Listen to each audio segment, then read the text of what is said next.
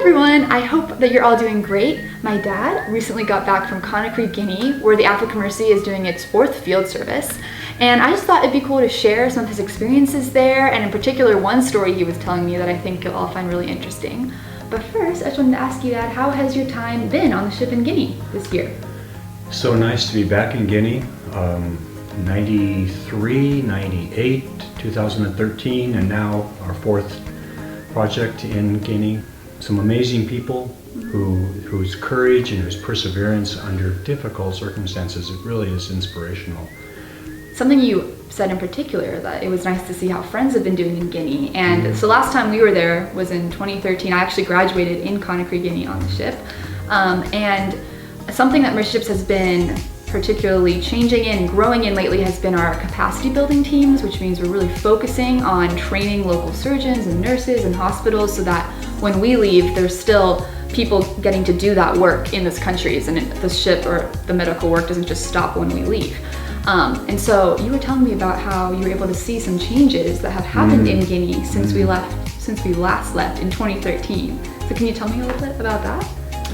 Yeah, in my realm, one of the patients that we see a lot of across Africa are children and adults who are suffering with cleft lip and cleft palate deformity.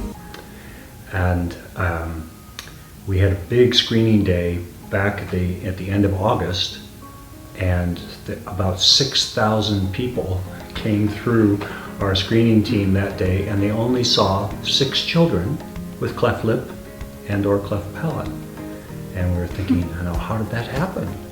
Well, how many do you normally see? Normally we would see hundreds of children like that, and we only saw 6, and this is in the Conakry area, the capital area where we were screening.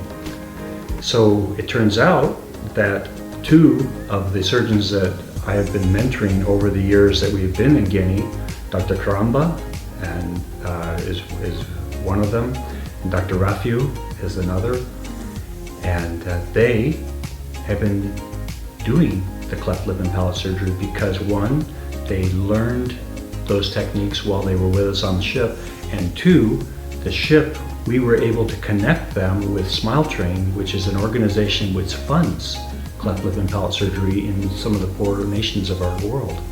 So now we've got this trained surgeons and the connection with SmileTrain, and they did 323 surgeries, cleft lip and palate surgeries, in less than 2 years. That's why we didn't see the kids at screening, which is just fantastic. To me, it's one of my dreams is, of course, to put ourselves out of a job in Africa, and that's what's happening.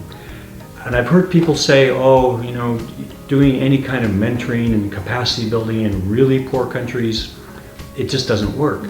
Well, I beg to differ. We're in one of the poorest countries on earth, and it is working, and they are taking care of their own people, taking care of their own children that have the children in their country that have clefts.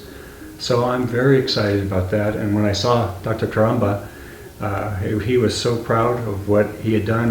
And what does that mean since you don't have to save as many bed slots or spaces for cleft lip patients, does that mean you're filling it with different kinds of surgeries this year? Right, so that means that because those patients who would be taking up hospital beds on the ship are now already taken care of, that gives us more space to take care of other people that have more complex problems that do require the ship's infrastructure to be taken care of.